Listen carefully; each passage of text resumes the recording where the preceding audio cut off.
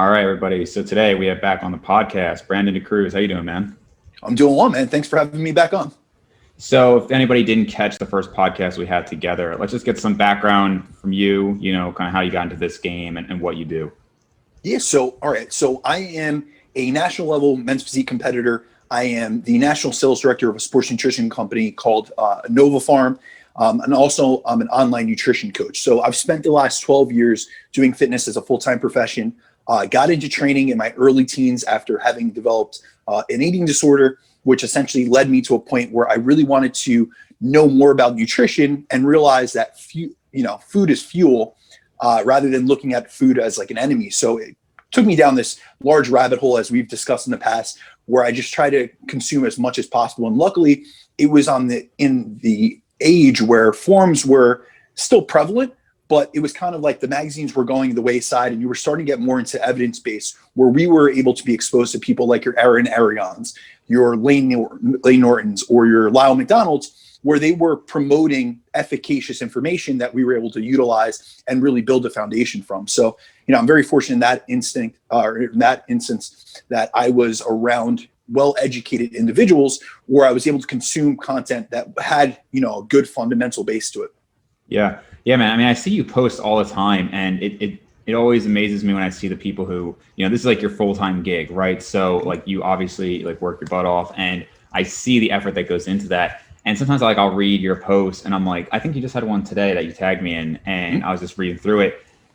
And there's definitely something to be said for being able to continually say a lot of the same things. And the reality is that's any profession, right? Like I think from my perspective, it's like, oh man, I wouldn't want to make the same video like 5-10 times, right? Like Omar Yusuf, he's made, like how to grow your back wider 20 times, right? But this is his full-time gig. So there's going to be new subscribers who haven't seen it, and, new people who maybe have forgotten about it, whatever. And kind of the same thing with you, where like you are putting this content out there, but you constantly will have new followers. So it makes sense because I do it kind of as like a side thing, a hobby.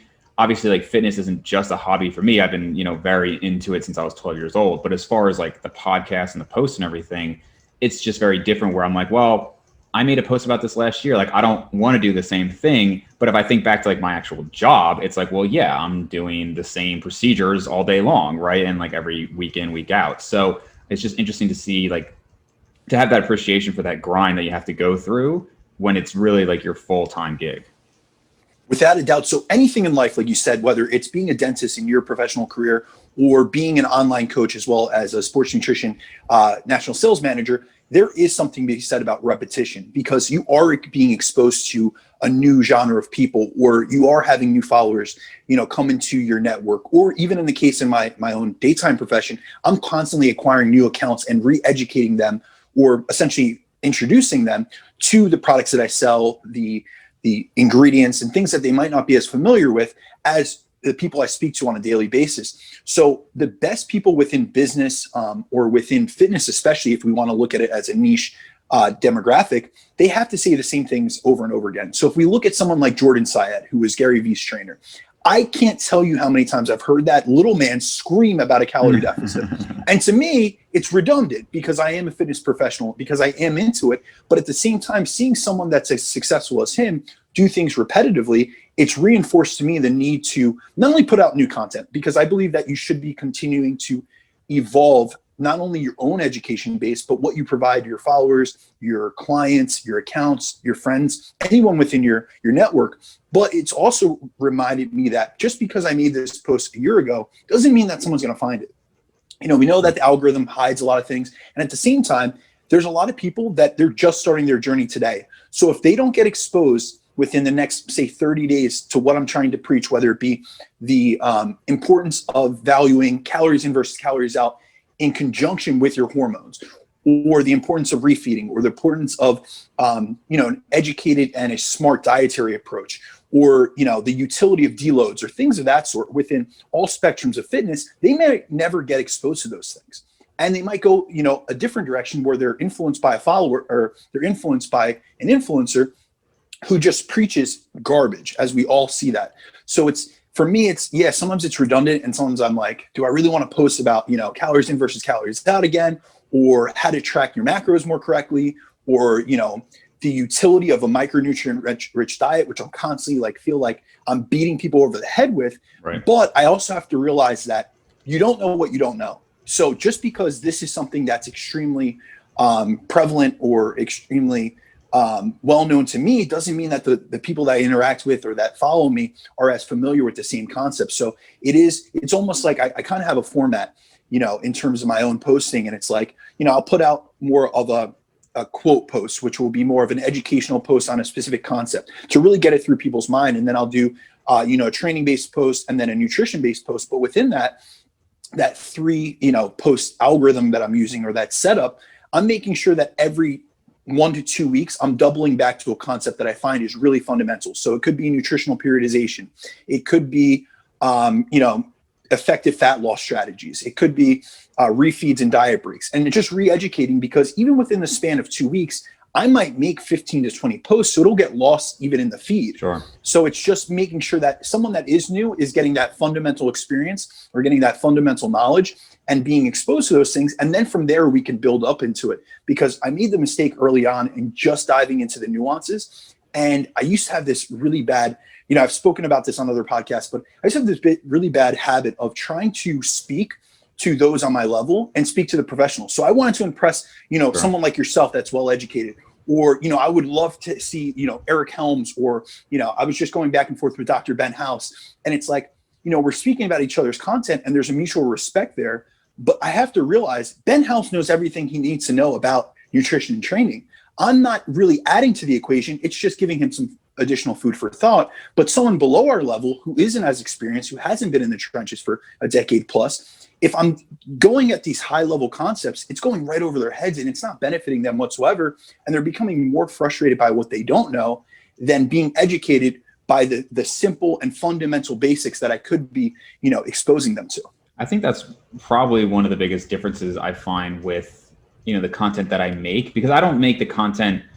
I mean, I'll get into scientific details, but not like anything crazy. However, I also don't enjoy to dumb things down to like a super basic level. Like, I'm not ever probably going to make a video like how to squat or, what is a calorie? I mean, maybe, who knows? Maybe I will in like a couple of years and somebody's going to like find this and be like, hey, you said you never do this. But, but really, it's pretty boring to me. And there's a million examples of it out there. It's like, you can find this. And not that like every video I make is some unique video that nobody's ever talked about before, but like really like the way I make videos is like, okay. And I have a podcast every single week, but I don't have an individual video every single week because there's not necessarily something that I want to talk about. But when I make a video, it's like, oh, this is like something that I'm thinking of. And so like, it's actually interesting for me to talk about. Like, I don't know if you saw my Instagram maybe 2 weeks ago. So I had a comparison of my calves. And that was actually something that like I wanted to talk about, because it was like, hey, I've literally not trained this calf for an entire year. I've continued to train this other calf as I have for the last 15 years. No difference at all. At all. Like not even an eighth of an inch. And, when I actually did start training it again, no difference. Like it just didn't matter. And so I'm like, this is actually relevant. This is actually something that like I would want to share to people. But if I wouldn't make a post like say how to train calves. You really want to go to the bottom and hold that stretch there to get rid of the stretch reflex. Like, it's just like, that's all over. So it's kind of boring for me. But if this was something where it's like, I need to reach as many people as possible and, kind of cater to the lowest common denominator, I would. And I think that would make me enjoy it less and maybe even enjoy the entire endeavor less. I'm not sure if you really ever experienced any burnout where it's so much of what you do that you actually enjoy it less overall. No, so absolutely. So I'm coming from multiple aspects within that. So the reason I said I kind of have that format where I'll go through 3 posts and it's kind of formatted in advance is because if I was to do any extreme, it would be a detriment to not only my business, but me as a fitness professional and someone that loves training and nutrition as a whole. So I never let myself go into different extremes. So on the one hand, I'm not going to dumb down all my content just to be able to speak to the layperson and just to be able to try to bring a new audience to me, because I don't think that's beneficial and I wouldn't enjoy that. If I had to do just, a definition of what a calorie is on every single post that I made, it would just become so redundant that I wouldn't enjoy it anymore. And I wouldn't, that's not speaking on something that I'm highly interested in. Right. So not only does it have to be looked at as like, social media or your content or anything you do as part of your profession, but also as part of your passion. So with that, I do dive into nuanced concepts. Like a couple months ago, I did a post on L-carnitine supplementation as to upregulate your androgen receptors. And there were so many people that went over their head. That weren't familiar with androgen receptor density, the benefits that can come from it, whether you're enhanced or non-enhanced. And so people were like, listen, I thought L-carnitine was for this. And they're right. Mitochondrial density, it's great for mobilizing fatty acids to be used and burned off as energy. It's a transporter of fatty acids into the mitochondrial cell. But I was looking at a very nuanced and specific area that the majority of people wouldn't be familiar with, but it was something I found interesting. And I did have that small, percentage of my audience that, they are more well-versed and more experienced, where they found that really interesting, that I linked some of the research behind that. And I realized, hey, listen, not everything that I make has to be towards everyone. And also at the same time, although fitness is my full-time profession, not everything that I do on social media has to be conducive or has to be beneficial towards my career. Because if that was the case, we would do only things, for business, endeavors, and nothing for our own personal passions and pursuits of just greater knowledge. So sometimes I learn something, and I'm a big believer that when you learn something new, you should try to share it and teach others, because that's the easiest way to reinforce it within your own, context of your own life. So a lot of times I'll find something out new, or I used to do that. Honestly, they weren't popular. If I look at the algorithm, I look at my engagement on them, the basic posts always do better than, in terms of my actual feedback, then do the nuanced post. But a lot of times, like if someone puts out a new study, whether it's Bill Campbell, or if I see James Krieger cover something and I feel like he's went so far into detail that it would lose a lot of the audience, I'll do a research review on that particular study, or just a study that I find extremely interesting, like the refeed study that Bill Campbell released a few months back. I found that extremely interesting. So I, shared that. Is it applicable to everyone? No, but I always try to, at the end of my posts or any content that I put out, put something of applicability, like this is how this would benefit you. And it doesn't mean it's going to benefit every single person. So I always provide context behind that. But at the same time, I'm not going to just stay in one realm or one lane where I just do content to try to attract clients, because that isn't my biggest concern, nor am I going to just speak to the high level people like yourself and other individuals and try to impress the high level professionals within this field, because I see so many content providers and I see so many fitness professionals that they do this really, really high level content, and they think they're impressing, the Renaissance periodizations of the world, your Mike Israetel, your Jared Feather, your Revive Stronger, things like that. And those guys aren't paying attention, because if you really speak to any of those guys, they're in their own lane and, they're producing their own content, and they're using themselves as an N of one. So they're their own experiment, and they're taking the research and applying it to themselves and to their clients, but they're not worried about anyone else within the field. So that's really where I've taken the kind of like the leadership or the example that they've set. And I've said, listen, I'm going to apply, I'm going to put out content as I feel best fits myself and my audience, but also content which fulfills me. Sure. So we talked a little bit about influencers. I don't know if this would qualify even as like an influencer, but let's get your honest thoughts on my Dr. John Jaquish podcast. Oh man, I knew this was going to come up. So just a little context to it. I was not familiar with him, as I had told you through when we were speaking on Instagram. I was not familiar with him before you had brought him on, but I said, listen, Dave always has really intriguing conversations, usually pretty high level individuals. You do love getting into the nuance of things, which is why I'm a big fan of your podcast, because it isn't low level, like low hanging fruit that you're talking about. It's diving into details. You usually have gotten a good understanding of what that person's about, and you let them speak their thoughts, but at the same time, you take a critical perspective, which a lot of podcasters don't. A lot of times, at least in my experience, what I'm a big podcast fan. I listen to a multitude of podcasts, and I do a lot of traveling. So I'm plugged in with a podcast, usually like 4 to 6 hours a day. So It's a lot of my entertainment. But what I really notice, and this is a compliment to yourself, is that a lot of podcasters, they almost seem very agreeable when they bring someone on, and I understand why they do so. They want to be able. They don't want to, intimidate future podcasts,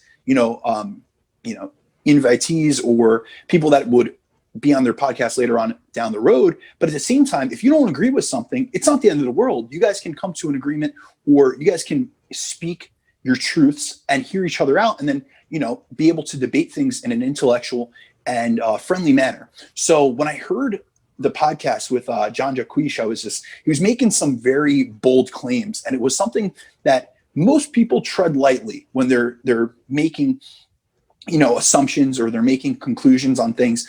But he was just like straight up like weightlifting's bullshit. Yeah, right. And that's when I first heard that, the initial part, when I was hearing about his background, obviously he's very intelligent. He delivers himself well. You could tell he's good with sales. And I'm a national sales director, so I could say that personally. You could recognize it. Guy's very articulate. He presents himself well.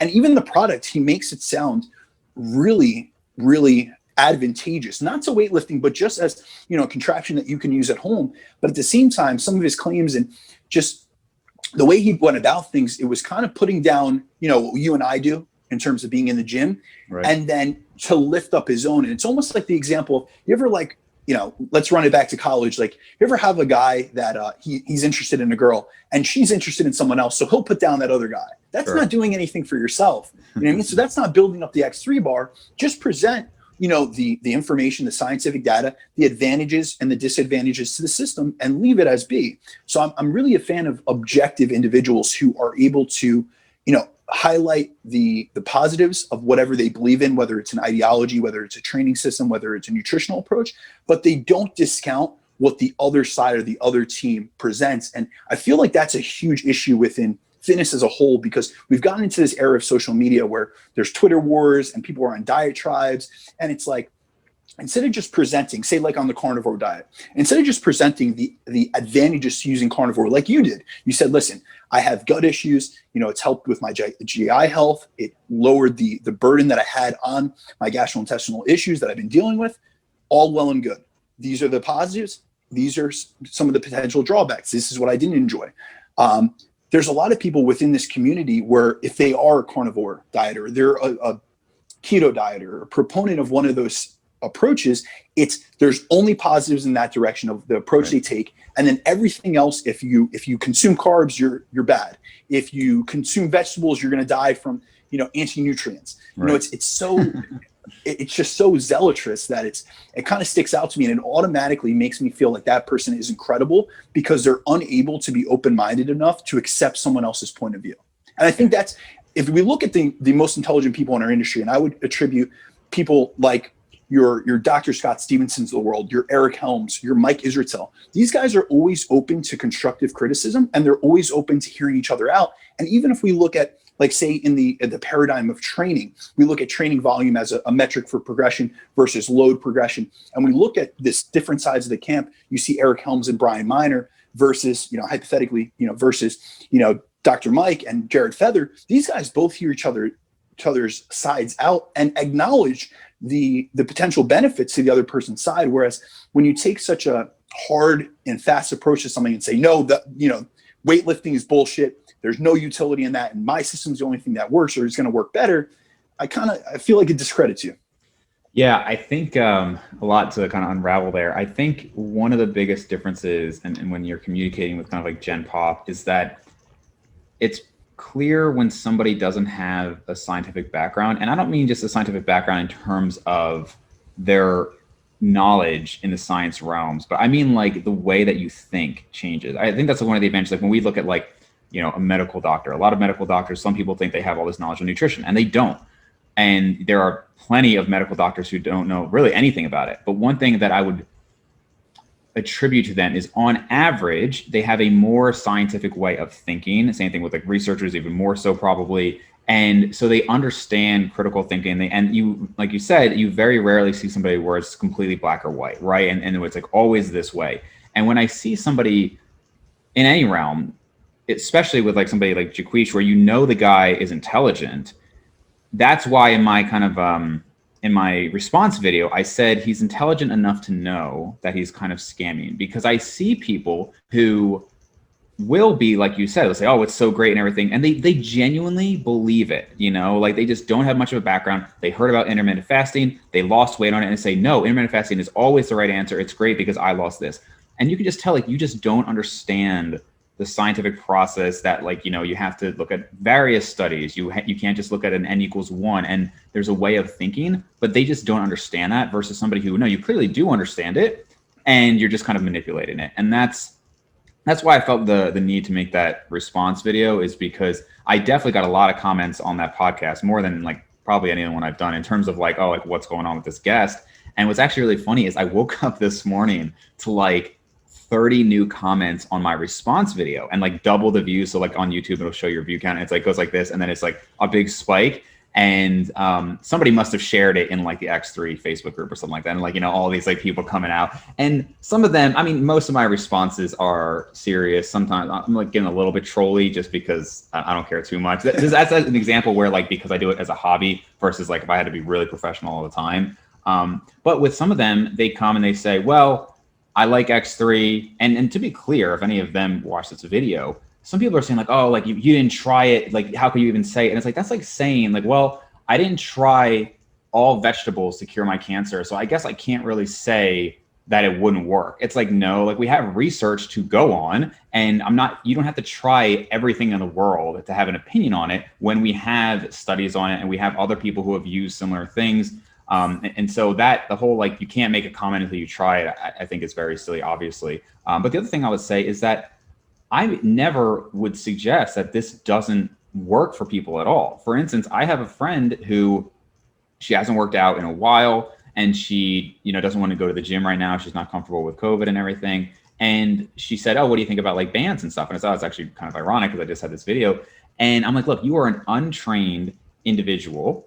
If she were to get the X3 system or something similar, I'm sure she could progress, right? You have, I don't know if you saw the whole response video, but it's like, yeah, you have mechanical tension or you have loading on the muscles, so you can progress. Is that going to be better than if you had a full like access to a gym? Probably not, but I'm not saying it doesn't do anything. But I think one of the biggest issues people had with Jaquish was, like you said, his stance and his almost like cockiness that you're an idiot if you don't understand the superiority of this system. And then like one final comment on it is, you know, I was talking with Abel and Steve Hall about controversial podcast guests, you know, and bringing people on like that. And I said that I'd actually even considered having Jason Blaha on and even talk to him about it. And the reason is, I don't know if you're familiar with Jason, but like, you know, he was a big controversial person a while back, big lawsuit with Lane Norton. I mean, like, and he was kind of crazy there for a while. And one of the reasons that I said, like, or in my opinion, is that where he really went wrong is not that he's an idiot. Like, you watch some people and you're like, oh, wow, this person is actually a moron. And like with Jason, that's not the case. I really don't believe that he's just an idiot, but he would have these extreme views. Like, he was vegan and he would say how this is like enough for everybody and it would be stupid to eat meat. And then he went to like keto and he was saying how ridiculous. And it's like, dude, like, not only have you gone to the extremes, but you've gone to the extremes on both ends. And I think whenever you go to the extremes, even in one direction, but especially in both, you're just setting yourself up for, you know, some consequences as far as your reception from other people. No, I honestly couldn't agree more. I have a big issue with those that have an influence, whether it be on YouTube, Instagram, any social media platform, and they take that and they take advantage to promote one single-minded ideology, as though everything else, you know, doesn't work, especially in terms of a dietary approach. So you'll see these influencers and with millions of followers, and they're promoting have a cheat meal every day, and it's them shredded with a burger. And it's like, my whole thing is I always think critically, and I realize that not everyone does. So in my mind, I'm saying, well, what dietary approach did they have to take to be able to allow them to have a cheat meal that large where it didn't impact their physique? But most people are looking at that saying, well, this guy's, you know, and if it fits your macros diet, or he incorporates burgers and you know, pints of Ben and Jerry's every day, I can do that too. And we both know that, honestly, that A, that doesn't work. B, we're not, you know, when we're looking at things in that context, we're not considering the genetic, you know, proclivities of that individual, the enhancements they might be taking, their lifestyle.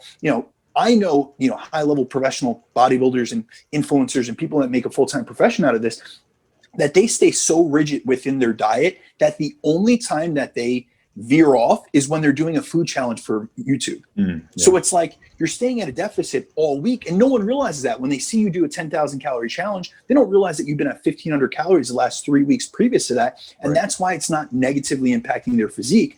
So I always feel like if you're someone that has a level of influence or credibility within this community, it's on you. It's your responsibility to A, put out a good example, and then also B, especially if you have the knowledge, you cannot claim ignorance and promote something as being the be all end all. If you know that isn't the case, it doesn't take anything away from your argument to acknowledge someone else's validity or their approach. So we have to realize, like, when it comes to the context of nutrition, there are so many approaches that can get you to the same exact end goal. It's just person specific. So if you have a proclivity or inclination or a predisposition towards assimilating carbohydrates better because you're an insulin sensitive and individual that has great nutrient partitioning, a high carb approach might work for you. But if you're someone that's endomorphic, has poor insulin sensitivity, and is on the level of prediabetes, maybe you need to take a higher fat approach.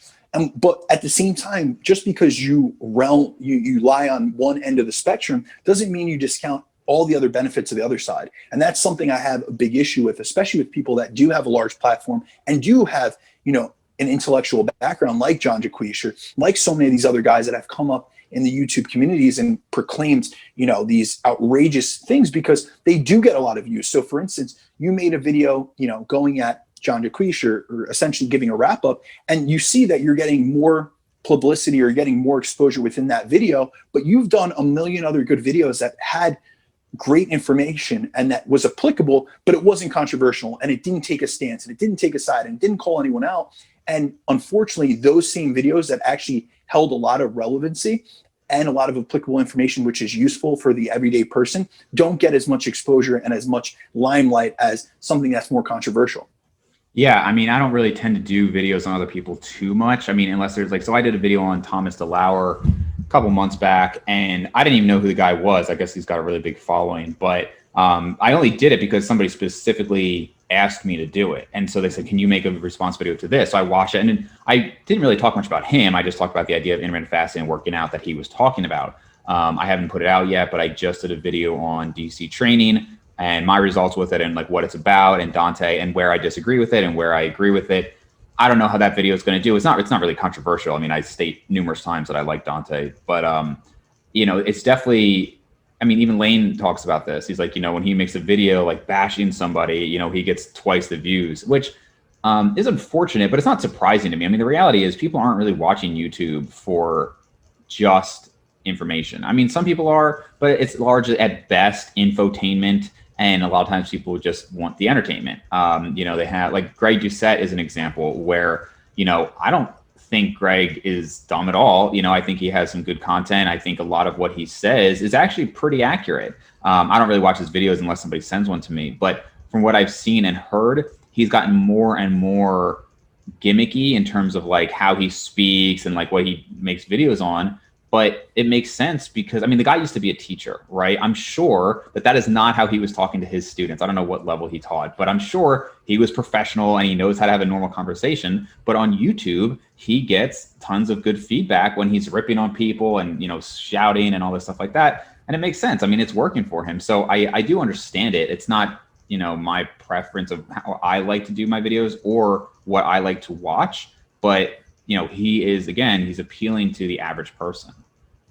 No, absolutely. If we look at the OGs of YouTube, it was guys like Jerry Ward from BioS3. When he initially started making videos about his training methodologies or his dietary approaches, it wasn't blowing up, for instance. But when he started doing that MCT powder and coconut oil was going to kill you, that became one of his biggest hits. Or when he did all those Natty or Not videos, those were the things that were controversial subjects that brought people to his channel and built that up.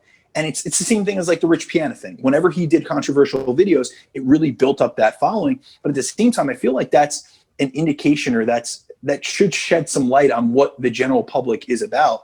And unfortunately, there are people that have a great background and don't stay aligned with what their true intentions were initially, and they veer off the beaten path to provide content that has really zero utility or benefit to the masses, yet it's going to drive more views and give them more income. So, I mean, at the end of the day, you have to go with what your integrity, what aligns with your integrity.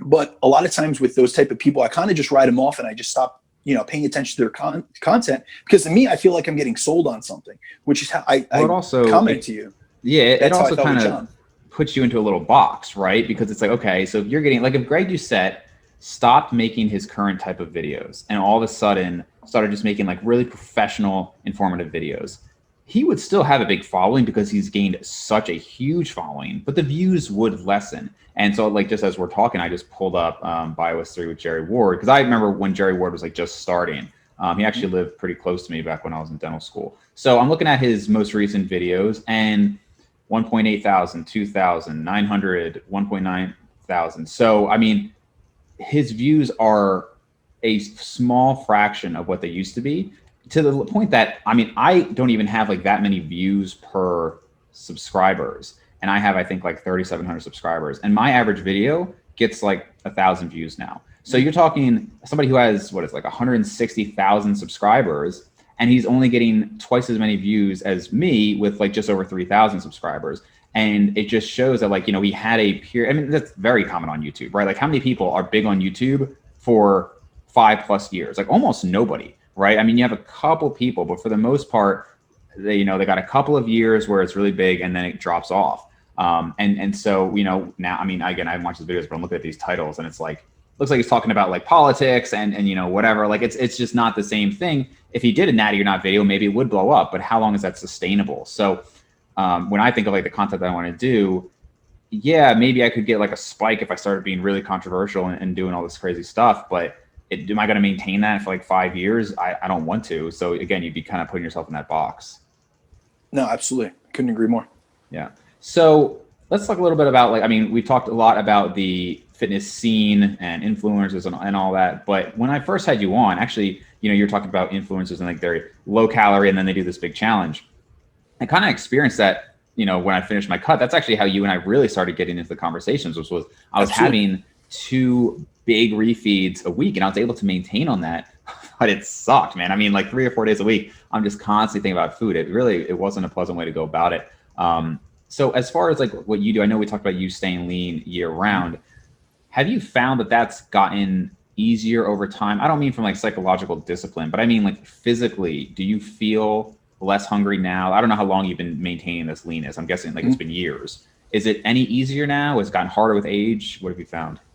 So it's very dependent on my lifestyle. So what I find in terms of my appetite regulation is the biggest determining factors, the biggest influences are my sleep quality and duration, and then also my stress level. So it's things that a lot of times, and I try to educate people on this a lot, it's not only the variables within training nutrition that impact how nutrition impacts, you know, your physique and your physiology, but it's also all the other factors within your lifestyle. So I noticed that, you know, I always have to monitor my stress levels, my sleep management, things of that sort, and realize that if I get an extended period of time, like we always talk about before we get on the podcast, how busy we both are running multiple businesses, very little sleep, things of that sort. So when I have periods that I'm traveling on the road, or, you know, I run 2 businesses between a national level supplement company as well as an online nutrition coaching business.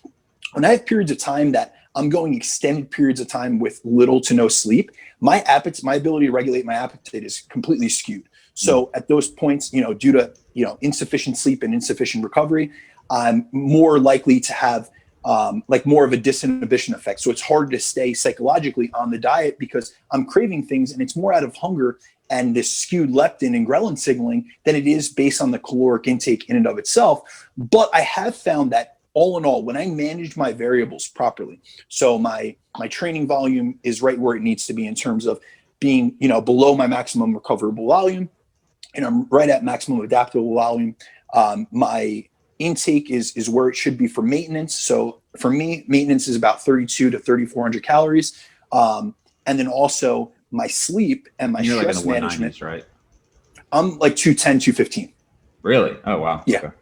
So dieted down. Last time I was on stage, I was 205. Oh, wow. Okay. Yeah, on stage. Mm-hmm. So 190s, when I first started competing, we had actually spoke about that. 2015, I was like in the 190s when I first started competing. Okay.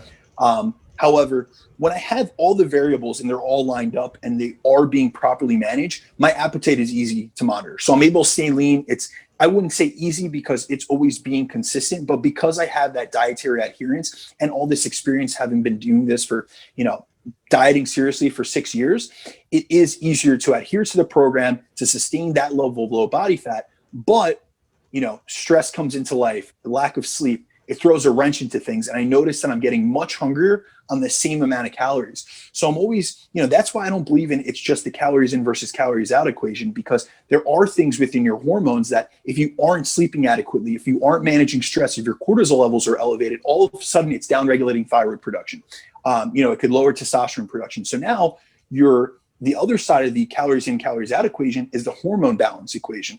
So when you skew that through improper lifestyle management, or just the fact that you're busy. I work with a lot of high level, type A business professionals within my coaching business. And I see that they're getting 3 to 4 hours of sleep, but they want to optimize, their body composition. That doesn't correlate with one another. So really what it's come down to is being able to keep everything as optimized as possible. Now, I'm not going to sit here and preach as though I'm perfect with it, but I do my best at every single day to line up every variable that I can as optimally as possible so that I can stay lean and that it isn't such a sacrifice, because to have stayed this lean over this extended period of time, and if I was to do so in a manner where I was suffering day in and day out, it would lead to cognitive decline. I wouldn't be as coherent in terms of my day-to-day responsibilities and functions. It would impede my training quality and my training performance, which to me is the number one thing in terms of, enhancing my physique. And then also it would impact me psychologically to the point that eating the food that I eat on a daily basis wouldn't be as attractive, it wouldn't be as satiating, and then it wouldn't be as enjoyable as a process. So I'm very into, dialing myself into the process and doing something that is adherable and is sustainable, but at the same time yields me to the results that I'm looking for. So I don't veer off my diet frequently. I do a once weekly that we've spoken about, refeed day, where it's a high day, and I do incorporate an off-plan meal as my last meal of the day. But if it came down to the point where I couldn't have that weekly high day where I enjoy a date night with my girlfriend, I don't know if I would still do it. And I don't know if being lean would be something that would be a cost to benefit or cost to, benefit ratio for me that I'd have to weigh out. Yeah. So when you say, I think when it comes to body composition, obviously there is more to it than just calories, but are you saying you don't follow the whole calories in, calories out thing, or can you elaborate? Oh, no. So no, I completely follow, the law of thermodynamics. You're not creating energy nor you're destroying it. So that is a key fundamental process. I am tracking my calories. I am tracking my macros. I follow a meal plan because it's much easier for me to adhere to, just in terms of a scheduling perspective, because I do travel quite often. So eating the same 5 meals per day just works best for me. But if I was at home, most of the week, I would probably interchange different options and things of that sort. I do rotations between my vegetables. So I make sure that every single day I'm rotating between different vegetable sources to get a different micronutrient profile, but I stick to pretty much the same meals day in and day out. But with that being said, I am tracking my calories. I am making sure that I fall within my 32 to 3,400 calories. And I want to put a caveat on that. The reason that I say that it's a window essentially between 32 and 3,400 calories is we can look at like the Mifflin-St. George equation to find your maintenance calories. And that'll give you this very, thought out, figure. But in my opinion, and I have, interacted with a lot of people that share this opinion, maintenance is a roaming range, because your maintenance value, some people are like, listen, it's either 3,200 or 3,400. Well, if I'm not gaining or losing weight at 3,200, but I'm not gaining or losing weight at 3,400, I'm right within that spectrum or that window, and it's based on my daily activity. So we have to consider my NEAT levels, my, my thermic effective feeding. We have to consider my basal metabolic rate. We have to consider my exercise activity thermogenesis, what I'm burning in the gym. So there's many components that make up that maintenance level value. So I'm staying within that window, and I do believe in calories versus calories out. But when I hear people promote the idea that it's only CECO that matters, it's only calories in versus calories out. And if you're, there is the argument that if you're not losing weight, it could be due to a lack of dietary adherence. It could be due to miscalculations. We even see that dietitians are between 30 and 40% off on their own estimations of their calories. That is very true, and it's research backed. But at the same time, we have to realize that there are inputs that we put into our system that negatively impact our hormonal balances. So say that we're not optimizing sleep quality, we're not optimizing stress mitigation and our stress within our lifestyle, and they're impacting things like our thyroid production. So our ability to convert T4 to metabolically active T3, or our leptin secretion, or our ghrelin hormone, because now we're losing sleep quality, our ghrelin's going up. or even our testosterone values. If those things are off, they're going to impact your ability to utilize the calories that you are taking in for daily activity, and as well as utilize them to be burned off as fuel to stay at that lean level. So I believe you have to value both factors of the equation. You have to consider calories in versus calories out. You need to nail that. That should be the fundamental basis to any diet, whether it's you're trying to grow lean tissue, you're trying to maintain like I'm usually doing, or you're trying to, go into a fat loss phase and rid yourself of adipose tissue. But at the same time, you have to consider that the rest of your lifestyle, if it was just about nutrition, it was just about calories in versus calories out, it wouldn't matter how we trained, it wouldn't matter how we lived our lifestyle, it wouldn't matter the other 23 hours of the day, and that's Sure. things I'm always trying to consider. Yeah, no, I think and I just wanted to point that out because, it's funny. I didn't actually realize. So when I take like personality tests or anything like that, like there's only a few that are like actually validated. Like, I don't know if you're familiar with like the big 5 personality test. And my agreeableness is like 5th percentile or something like that. So I can see that. Yeah, which I guess like isn't that surprising. You know what? It's funny. When I first saw that result, I was like, what? Like, I'm totally agreeable. And then I realized like I'm definitely not, because when I hear something that I really believe is wrong, I do have a hard time letting it go. And I think that is, one of the compliments I've gotten on the podcast is that like, I don't, if somebody says something, I'm like, I usually call it out, and it's not like to try to be a jerk or anything. It's just like, well, like, let's see if we actually agree there. And so, right there was a good example where it's like, I obviously know you're educated and you understand like, the whole law of thermodynamics. And so when you said, oh, like, it's not just calories in, calories out, I wanted to stop to make sure and clarify, because I know people are going to hear that and think like, oh, does this guy think calories don't matter? When it's like, obviously you do, but I would totally agree with you. There are other factors in terms of like, you might lose a similar amount of weight in a certain deficit, but then you're not factoring, obviously the macronutrients matter. Obviously sleep quality. I mean, there are definitely studies out there showing the huge importance of sleep and how much more fat versus lean tissue is lost when somebody is sleep deprived versus when they have adequate sleep. I mean, there are a lot of other factors. So, when I'm talking to people and saying it's just about calories, it's like, well, that's the most important factor in most cases. But I'm also assuming that like you have the basics handled, that you're not getting like 3 hours of sleep, that you're not eating like 0.2 grams of protein per pound of body weight. You know what I mean? Like, you're being reasonable. So then, yeah, calories are hugely important, but there are other things that make a big difference for sure. No, without a doubt. And a lot of times I used to make more, I used to make assumptions when I would have clients come to me that they understood these general and these very low level, low hanging fruit principles. But now I realize I really have to be very intentional when I make comments. So it's good that you stopped me. Calories are 100% the fundamental. If we're looking at something as a pyramid, that would be the foundation to the pyramid would be calories in versus calories out. But there's so many, bricks that stack on top of that we have to consider, because that's the only way we can truly optimize our ability to make progress, whether it be in a fat loss context or a muscle building context. And it can't just be, I have clients that will come to me and say, hey, listen, I'm staying adherent to my diet.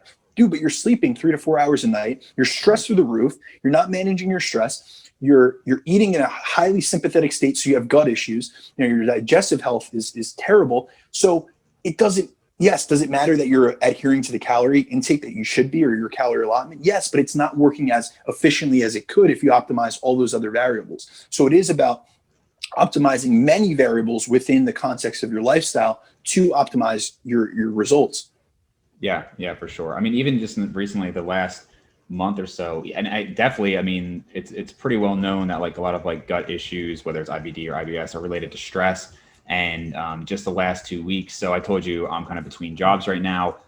Basically, so I left one place. I started looking at other practices, and I actually worked it out. So I'm basically paid for like an entire month that I'm taking off, which is great. Good for you. Yeah. But the thing is, like, you'd think like, oh, I could just like lounge around. It's like, dude, like, not at all. Like, I mean, first of all, it's just not my personality. Like, literally the next day I was calling like 5 different brokers. Like, I was just like looking into all these different things. That's just, I'm just not the type of person just like sit down and not do anything, So the next day, like, I was on all these calls, and I wouldn't say I was like really stressed, but I was working probably at just as hard, if not harder, and, making new connections and looking at different practices that I might want to buy or, buy into. And so the last like 2 weeks or so, because I haven't had a set schedule, I've been going to sleep at like 10 and then waking up at like 7, like 9 hours of sleep a night, which is like very rare for me ever. So to be able to do that for like a week or 2 weeks on end. And like, I'm waking up and like my gut has just felt so much better. I've gotten like a PR in a workout when I'm otherwise just eating at maintenance. I mean, there's a very tangible effect, and that's on me after 16 years of lifting, right? So if you're still in like a growth phase, I mean, that could be the difference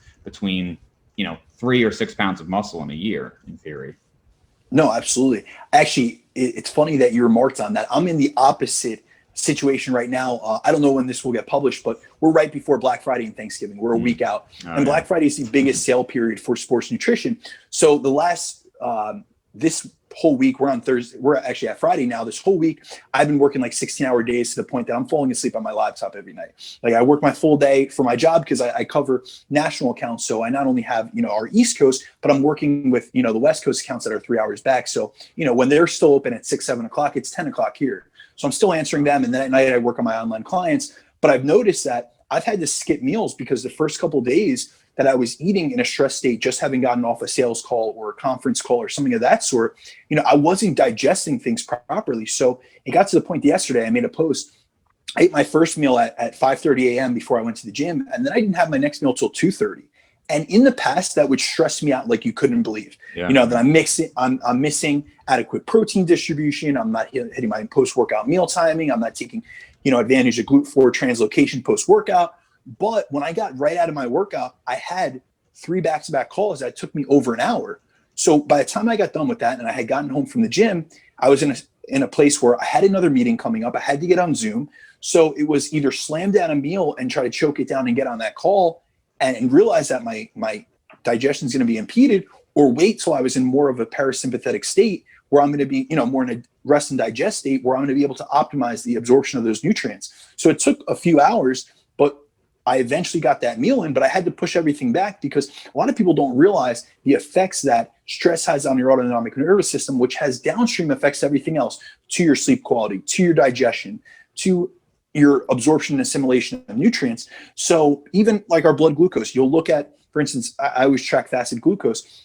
A poor night of sleep will skew that pretty significantly. Like there's times that I had less than 6 hours of sleep and my fasted glucose levels are up 10 to 15 nanograms per deciliter in the morning, So it's significant. So those are things that I feel like a lot of people don't look at. And it's not that you have to dive into that nuance of an analytical viewpoint of your physique progress, but just realize that there are things outside of the vectors of nutrition and training that need to be managed, that need to be paid attention to. You don't have to track every analytic, but just realize, hey, if I'm in a stress state, maybe I should wait a little bit. Maybe I should do some box breathing. Maybe I should get in a parasympathetic state. If I'm lacking sleep and I'm realizing it's impacting my recovery and it's going on in a prolonged period of time, maybe I should do a deload. Maybe I should take a day off of a gym. And I'm always trying to get across to people, especially clients, that it's okay to auto-regulate things, whether it's your nutrition or your training, because that's going to end up helping you more so than hurting you. Sure. So, I know you are crazy busy now, so I don't want to take too much of your time. I want to wrap up asking, so I just had, Paul Canoe? Yeah, he just turned pro. Yeah, I just went pro. So I was just talking to him last night. I just did a podcast. I'll probably release in like a week or two. And I asked him about like muscular measurements, because it's one of those things where it's like, we all know that when you get on a bodybuilding stage, nobody cares about like your caliper, skin folds, anything like that. Nobody cares how big your arms measure. It's about how you look, right? Having said that, I do like to know the measurements. Well, in one part, I'm sure there's like a comparison, like, oh, like how does that compare to me, kind of a thing. But also, I think sometimes it can give people perspective, because somebody will say this person has, like, what's his name? I'm blanking on his name, but there's a guy he's doing like marathon running now. Big dude, Shaw. What's his name? Seth Shaw? No, his username is like Bend the Bar Man. I'm blanking on him. He used to work with Mark Lobliner. What the heck is his name? I don't know. Anyway, he was saying like he's like one of the only guys he knows that was like, out of all these like YouTubers, everybody has like these kind of like fake stats. And he was saying, when you actually meet them, like you realize it's different. So do you know, as far as like your muscular measurements, like let's say chest, arms, and waist, any idea offhand? No, so I've actually never measured my arms and my chest. Ever? I was always, nope. What kind of bro are you, man? So I didn't take that much of a bro approach. I was always a big fan of photos, and I speak about this often. The first books that I read when I came up in bodybuilding, besides Arnold's Encyclopedia, were all books by Frank Zane. And he was more of a fan. Now, obviously being a smaller statured, bodybuilder from the 70s, the golden era, he was more about not the size of a muscle, but how it looked. So he was all about progress pictures. So I did everything through photos to the point that up until last year, actually up until this year when COVID hit, I would drive back over an hour back home to the original gym that I started training in every week during a diet to get the same lighting and same shots. And I never posted them, but I have an accumulation of 12 or 13 years of those photos. So it was always very photo dependent. The one thing I will say that I did measure was I always had to measure my waist to get custom board shorts because I am tall. So I would have to make sure I had those measurements. And I'm not genetically blessed when it comes to muscular insertions or waist. I think the lowest mine got down to was 30.5 inches. And I'm 6'2", a little bit under 6'2". And now it's like at the navel.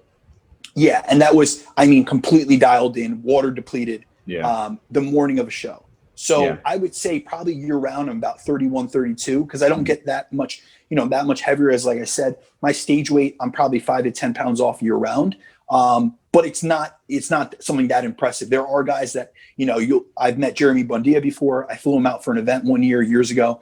And he was a 27-inch waist. I mean, that's God-given.